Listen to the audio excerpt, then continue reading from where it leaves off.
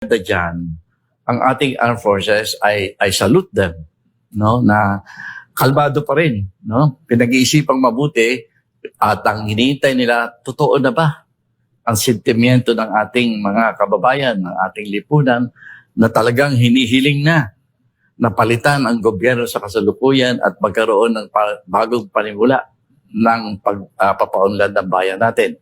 Iniintay nila yan. Kaya sa tingin ko, importante yung mga kilos protesta katulad ng November 30 at ang mga susunod pa. Kasi yan ang pagbabatayan. Sa tingin ko ng ating armed forces, hindi lang ng armed forces, alalahanin natin na ang nagpapatibay sa takbo ng bansa ay hindi lang armed forces of the Philippines. Nahandyan ang ating bureaucracy, no? Yung mga nasa loob ng bureaucracy, nag-iisip na rin dyan at tumitingin. Kasi sabi nila, kung wala ang bureaucracy, titigil ang serbisyo ng gobyerno. Kaya tinitingnan din nila.